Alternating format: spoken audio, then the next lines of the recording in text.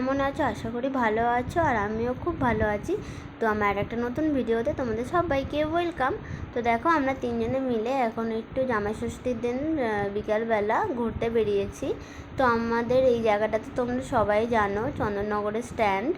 যারা চন্দননগরে থাকো তাদের তো আলাদা করে কিছু বলার নেই, তারা সবাই জানো এই জায়গাটা কতটা ভালো লাগার একটা জায়গা।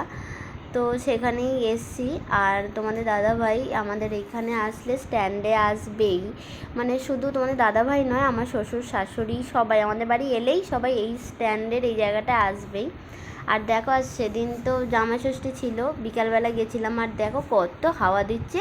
সেদিন কিন্তু ঝড় ওঠেনি, এমনি এত ভালো হাওয়া দিচ্ছে। আর যেহেতু গঙ্গার ধার, মানে দাঁড়িয়ে মানে ওখান থেকে আসতেই ইচ্ছা করছিল না, এত ভালো হাওয়া দিচ্ছিলো। আর এখানে তারপরে একটু বসার জায়গা পেয়ে গেছিলাম, তিনজনে বসে একটু গল্প করছিলাম।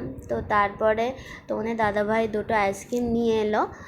ও যেহেতু আইসক্রিম খাবে না, ওই জন্য আমাদের দুজনের জন্য নিয়ে এসছে দুটো আইসক্রিম। তো তারপরে আমরা এখানে বসে একটু আইসক্রিম খেতে খেতে একটু গল্প করছিলাম। তো তোমাদের দাদা বলছিল যে চলো রোল খাই, শুধু আইসক্রিম খাবো।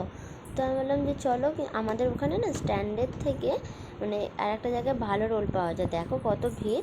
তো ওখানে এত ভিড়ের মধ্যে আর আমরা দাঁড়িয়ে দাঁড়িয়ে রোল খাইনি, আমরা বাড়ি নিয়ে এসেছিলাম, বাড়িতে বসে শান্তিতে খাচ্ছিলাম।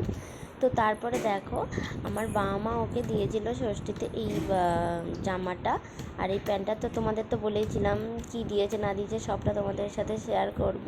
তো তোমরা কমেন্টে জানাবে কিন্তু কেমন হয়েছে। আর এই শাড়িটা মা বাবা আমাকে দিয়েছে ষষ্ঠীতে। তবে এই শাড়িটা কিন্তু এখানকার নয়, চেন্নাইয়ের কাঞ্জিবরম। তো ওখানকার তো নাম করা মানে ওখানে বিখ্যাত শাড়ি কাঞ্জিবরম। তো চেন্নাই শাড়ি কী করে পেলাম সেটাও তোমাদেরকে জানাবো। আর এই দেখো, মা ওকে মোমো মেকার দিয়েছে। আসলে মোমো মেকারটা একটা কারণেই দিয়েছে, আমাদের বাড়িতে না পিঠের খুব চল আছে। তো পিঠে মানে ভাপা পিঠে করতে এতে খুব সুবিধা হবে, ওই জন্য দিয়েছে। আর মোমোও করা যায় এতে। আর এই শাড়িটা দিয়েছে মোমো মেকারটা আর এই শাড়িটা। তো চেন্নাই যেটা বলছিলাম, চেন্নাই থেকে শাড়িটা পেয়েছি আসলে আমার শ্বশুরমশাই চেক আপ মানে পুরো ফুল বডি চেক আপ করাতে গেছিলো চেন্নাইতে। তখন আমার বাবা নিয়ে মানে আমার বাবার সাথে গেছিলো। তো আমার বাবা যেহেতু গেছিলো ওখানে, যেহেতু বিখ্যাত শাড়ি কাঞ্জিবরম, তো ওই জন্য বাবা আমার আর মার জন্য দুটো শাড়ি নিয়ে এসেছিলো। তো ওই শাড়িটাই আমাকে মা ষষ্ঠীতে দিয়েছে। তো দেখো, তোমার সাথে কথা বলতে বলতে এই দেখো তোমাদের দাদা বাড়ি চলে যাচ্ছে জামাই ষষ্ঠীর পরের দিন বিকালে। আসলে ও সেদিনও থাকার কথা ছিল, কিন্তু চলে যাচ্ছে। ওর একটা না হট করে কাজ এসে গেছে, ওই জন্য মানে চলে যেতে হলো, নাহলেও আজকে রাতটা থাকতো।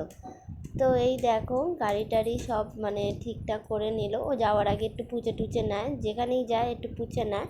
তো পোচা টোচা হয়ে গেল। আর এই দেখো চলে যাচ্ছে।